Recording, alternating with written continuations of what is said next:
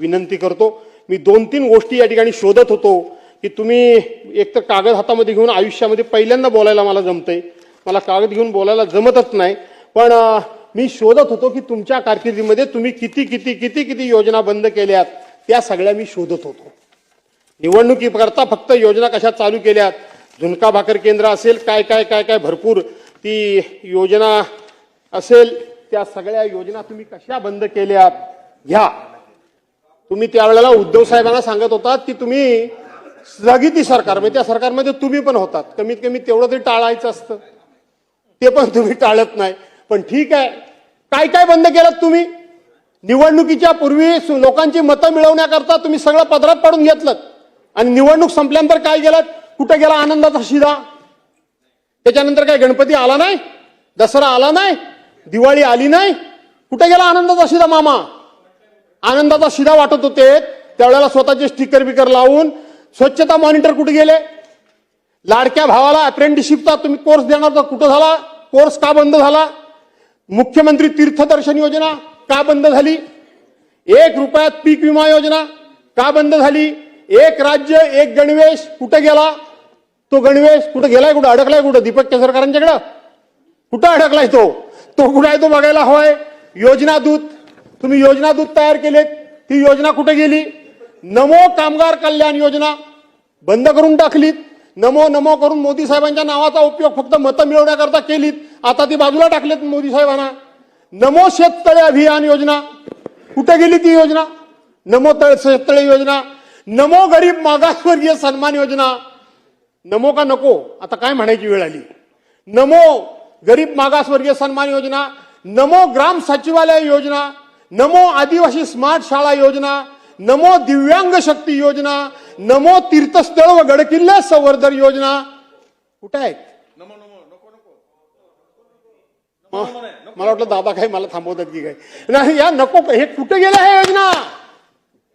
या सगळ्या निवडणुकीकरता लोकांच्या समोर फंडे आणलेत, लोकांच्या भावनेनं हात घातलं, महिलांना सांगितलं 2100 रुपये देईन.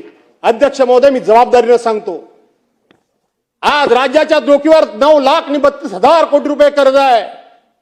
किती आहे? तुम्ही सगळे लबाड आहात. तुम्ही आमच्या बहिणींच्या नावाने खापर बोडताय. बाकीच्यांची काय मतं असतील मला माहित नाही, पण माझं पहिल्या दिवसापासूनचं ठाम मत आहे की हा डोक्यावर कर्जाचा डोंगर झालाय, ह्या आमच्या लाडक्या बहिणींच्या मुळे नाही, लाडक्या बहिणींच्या मुळे नाही. आठवण करा, आज कैलासवासी दादा इथं हजर नाहीत. निवडणुकीच्या पूर्वी सप्लिमेंटरी बजेटमध्ये आपण 46,000 कोटी रुपयाची तरतूद केलेली होती. 46,000 कोटी रुपयाची सरकारने तरतूद केली होती. आज 46,000 कोटी रुपये तुम्हाला लागत नाहीयेत, 32 की 33,000 कोटी रुपये फक्त लागतायत. 2,53,00,000 महिलांना 1,500 रुपयाप्रमाणात तुम्ही त्या ठिकाणी निवडणुकीच्या अगोदर 1500 रुपये लाडक्या बहिणीच्या खात्यामध्ये टाकलेत. कुणी न मागता जबरदस्तीने टाकलेत. आज त्यातला आकडा थोडाफार मागे पुढे होत असेल राजे, पण 57 लाख महिलांना तुम्ही वेगवेगळी कारणं सांगून कमी केलं. 57 लाख महिलांना तुम्ही त्या योजनेपासून आता बाजूला केलं. कसा वाढतो आकडा तुमचा? 46,000 कोटी रुपये 2,53,00,000 महिलांकरता लागत होते, आज 57 लाख महिला कमी झाल्या. कसा लागतात एवढे तुम्हाला पैसे? फसवताय तुम्ही. तुमचा भ्रष्टाचार एवढा आहे, एका एका कामामध्ये टक्केवाऱ्या तुमच्या एवढ्या आहेत. काय झालं घोडबंदरच्या रस्त्याचं? सुप्रीम कोर्टाने तुमच्या कानपडात मारली. 6,200 कोटी रुपयाचं टेंडर तुम्ही काढलं, सुप्रीम कोर्टापर्यंत विषय गेला, डिटेल्स मी सांगत नाही. आणि तोच रस्ता 6,200 कोटी रुपयाचा रस्ता सुप्रीम कोर्टाने त्या ठिकाणी त्याचं इस्टिमेट वगैरे केलं, त्यावेळेला 3,000 कोटी रुपयाचा रस्ता झाला. एका योजनेमध्ये 3,200 कोटी रुपये तुम्ही भ्रष्टाचार केला. एका योजनेमध्ये अशा 1760 योजना तुम्ही त्या ठिकाणी केल्यात. अनेक प्रकारची टेंडर्स ही आता फक्त मंत्रालयातून निघतायत. माझ्या आयुष्यामध्ये मी कधीच कोणावर भ्रष्टाचाराचा आरोप केला नाही. मी धोरणावर बोलतो, मी योजनेवर बोलतो, पण आता तुम्ही त्या आमच्या बहिणींच्या नावाने खापर फोडत असाल तर आमच्यासारख्याला बोलावं लागणार आहे. अजिबात या लाडक्या बहिणींमुळे तुमचं सरकार अडचणीत नाही. तुम्हाला हळूहळू या बहिणींमुळे सरकार अडचणीत आहे. बहिणींमुळे सरकार त्या ठिकाणी कर्जबाजारी झाले म्हणून तुम्हाला योजना बंद करायची आहे. नाही, आजच्या दिवशी तर मी सांगेन तुम्ही निवडणुकीच्या पूर्वी बोलला होतात 1500च्या ऐवजी 2100 देईन. उद्याच्या अर्थसंकल्पामध्ये अजून तो प्रिंट झालेला नाही अर्थसंकल्प. तो कधी होतो तो मला चांगला माहिती आहे, अजून झालेला नाही मामा. अरे कसा होईल मला माहिती नाही तो कधी होतो तो. आणि म्हणून आता 2100 रुपये द्या 2100 रुपये. तुम्हीच बोलला होता शेतकऱ्यांची कर्जमाफी, तुम्हीच बोलला होता. कुठला काढला जून महिना शोधून? जून महिन्याला कुठला मुहूर्त येणार आहे? उद्धव बाळासाहेब ठाकरेंना तुम्ही वाटेल त्या परीने दोष द्या, माझं काही म्हणायचं नाही मला. परंतु कोरोनाच्या कालावधीमध्ये त्या काम केलेल्या माणसानं शेवटी तुम्हाला त्याची जाणीव नसली किंवा आठवण राहिली नसली तरी महाराष्ट्राच्या ते मनामध्ये आहे. पण 2 लाख रुपयाचं कर्जमाफी होतात तुम्ही त्या मंत्रिमंडळामध्ये. 2 लाख रुपयाची कर्जमाफी. त्याच्या अगोदर कर्जमाफी होत होती तेव्हा 73 प्रकारचे दाखले लागत होते. 73 प्रकारचे दाखले लागत होते. पण उद्धव बाळासाहेब ठाकरेंच्या सरकारमध्ये एका ऑर्डरवर 2 लाख रुपयाची कर्जमाफी एका क्षणात शेतकऱ्यांची झाली. कोणाचीही कुठल्याही प्रकारची तक्रार आली नाही आणि भ्रष्टाचाराची पण तक्रार आली नाही. त्यांनी प्रोत्साहनपर योजना, जे प्रामाणिकपणे कर्ज भरतात, आपण ज्याला भरणं शक्य नाही त्यांना मदत करतो, पण जे प्रामाणिकपणे कर्ज भरतात त्यांना सुद्धा प्रोत्साहन दिलं पाहिजे आणि त्यांना सुद्धा कर्ज भरण्याकरता उद्योगदूत केलं पाहिजे. म्हणून 50,000 रुपयाची योजना त्याच वेळेला जाहीर झाली.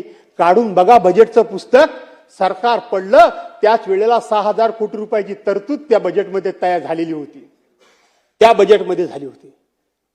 म्हणून या राज्यपाल महोदयांच्या भाषणातून तुम्ही लोकांना फसवण्याचे जे काही उद्योग केले ते जरा बंद करा. पण मी तुम्हाला आता सांगतो की तुम्हाला आता भविष्यात हे फसवण्याची गरजच नाही. राज्यपालांचं भाषण चांगलं ठेवण्याची गरजच नाही. आता तुम्ही नवीनच फंडा काढला. नुकत्याच झालेल्या निवडणुकीचं उदाहरण उद्याच्या उत्तराच्या भाषणामध्ये या ठिकाणी दिलं जाईल आणि आम्हाला ऐकवलं जाईल. हे आम्हाला माहिती आहे. काय तुमची समाजामध्ये पद राहिले, काय तुमच्या पक्षाचं महत्व राहिलंय, काय तुम्हाला कोणी निवडून दिलं, कोणी आम्हाला निवडून दिलं नाही. नगरपालिकेमध्ये मी 1 मिनिटात अटकतो फक्त काय ते नाही मी ऑनलाईन राहत नाही. मी राहिलो तर बरेच मुद्दे आहेत पण नको आता ऑनलाईन नको. मी आता संपवतो. आणि म्हणून तुम्हाला मतं कोणी दिला नाही. नगरपालिकेला, नगरपंचायतीला, महानगरपालिकेला, जिल्हा परिषदेला, पंचायत समितीला कुणी मतं दिला नाही म्हणून मी जोरदोरानं सांगाल. मामा आतला आवाज जरा विचारा. इतके वर्ष आम्ही सगळेच राजकारणामध्ये आहोत. अरे काय हे मतामागं पैसे तुम्ही वाटप चालवलं, हे काय चालवलं आहे काय? पर मतामागं तुम्ही वाटप काय चालवता, काय चाललंय ह्याचं बुमरँग होणार आहे. आम्ही काँग्रेसला शिव्या देत होतो त्या काळात, भाजप आणि शिवसेना आम्ही एकत्र होतो. पर मताला पैसे, आता तर त्याच्या पुढचा फंडा. ईव्हीएम संपलं, मतचोरी मतदारातली कमी जास्त करणं हा विषय संपला. आता मताला पैसे वाटणं संपलं. आता तुम्ही समोरचा उभा राहिलेला उमेदवारच मागे घ्यायला लावता, बिनविरोध करता. अरे करताय काय या लोकशाहीचं? त्या मताला काय किंमत राहणार आहे की नाही? जर मतदानानं जर एखादा सदस्य निवडून आला नाही तर त्याच्या भागातला जो कोणी मतदार असेल किंवा नागरिक असेल तो त्याच्या दरवाज्यात कुठल्या तोंडानं जाणार? त्याला कुठल्या तोंडानं जा विचारणार की माझं तू काम केलंच नाही, मी तुला निवडून दिलाय, माझं मत दिलंय, माझ्या गावाचं काम केलंच नाही. तो सरळ सांगितलंय चल तुझं मत घेऊन मी काही निवडून नाही आलो. तो बिनविरोध आला ना. 1952 साली देशाच्या सार्वत्रिक निवडणुका झाल्या. 2026 पर्यंत फक्त 52 लोक बिनविरोध निवडून आले. पण एकट्या परवाच्या महानगरपालिकेच्या निवडणुकीमध्ये तुम्ही 68 लोकांना बिनविरोध निवडून आणलं. अरे संविधान तुम्हाला काय मान्य आहे की नाही? घटना तुम्हाला काय मान्य आहे की नाही? लोकशाही तुम्हाला काय मान्य आहे की नाही? डॉक्टर बाबासाहेब आंबेडकरांनी देशाचे राष्ट्रपती असतील नाही तर माननीय पंतप्रधान महोदय असतील, हे मतदान केंद्रावर जेव्हा जातात तेव्हा त्यांना सुद्धा एकच मत देण्याचा अधिकार आहे. आणि माझ्यासारखा तुमच्यासारखा सामान्य माणूस जेव्हा मतदान केंद्रावर जातो त्याला सुद्धा एकच मत देण्याचा अधिकार आहे. एवढं त्या मताचं मोल आणि महत्व डॉक्टर बाबासाहेब आंबेडकरांनी 74 वर्षापूर्वी ठरवून ठेवलेलं आहे. कुठल्या दिशेनं आम्ही राज्य घेऊन जातोय, कुठल्या दिशेनं आम्ही या ठिकाणी आमचा देश घेऊन जातोय. आणि म्हणून या ठिकाणी मी तुम्हाला एवढीच विनंती करतो की शेवटी हा लोकशाहीचं पावित्र्य जपा. शेवटी लोकमताचा आदर करा. तो सत्ताधारी आहे की विरोधी आहे, ते संख्येनं जास्त आहेत की मोठे आहेत, याचा विचार न करता लोकशाहीला विरोधक पण पाहिजे आणि सत्ताधारी पाहिजे, तरच ही लोकशाही सन्मान मार्गाने चालेल, योग्य दिशेनं चालेल. न पेक्षा एक चाक काढून ठेवलं तर नक्की दुसरं चाक हे तिरकत चालणार आहे, ते सरळ कधी जाणार नाहीये. आणि म्हणून आम्ही संख्येनं कमी आहोत, म्हणून आमची टिंगलटवाळी करण्यापेक्षा आमचा योग्य तो मान सन्मान राखा. आम्हाला लोकांनी निवडून दिलंय, आम्हाला तुम्ही एकही पैसा विकासाला देत नाही, याचा अर्थ तुम्हाला असं वाटतं की तुम्ही आमची जिरवताय. आमची काहीही जिरत नाही. नियतीच्या मनामध्ये असेल ते घडेल, पण तुम्ही त्या भागाचंच वाटोळं लावताय, त्या भागातल्या जनतेबरोबर तुम्ही अन्याय करताय. तो करू नका एवढीच विनंती करतो. राज्यपाल महोदयांच्या भाषणाला विरोध का केला ते सगळे मुद्दे सांगितलेत. इथं अनेक मुद्दे या ठिकाणी सांगण्यासारखे आहेत. राज्यातली कायदा आणि सुव्यवस्थेचं किती वाटोळं लागलंय, किती बेरोजगार झालाय, त्या संदर्भात सुद्धा मला बोलायचं होतं, पण मी ते आता न बोलता मला आपण खूप वेळ दिला अध्यक्ष महोदय. आणि सभागृहाने सुद्धा मी जे जे बोललो ते पिन ड्रॉप सायलेंट ऐकून घेतलं, त्याबद्दल आपल्या सर्वांना धन्यवाद देतो. आणि राज्यपालांच्या या भाषणाचा विरोध करतो. राज्यपालांना तुम्ही सगळं खोटं बोलायला लावलं म्हणून तुमचा निषेध करतो. आणि तुमच्या नादाला लागून राज्यपाल खोटे बोलले म्हणून त्यांच्याबद्दल खेद व्यक्त करतो. थांबतो. जय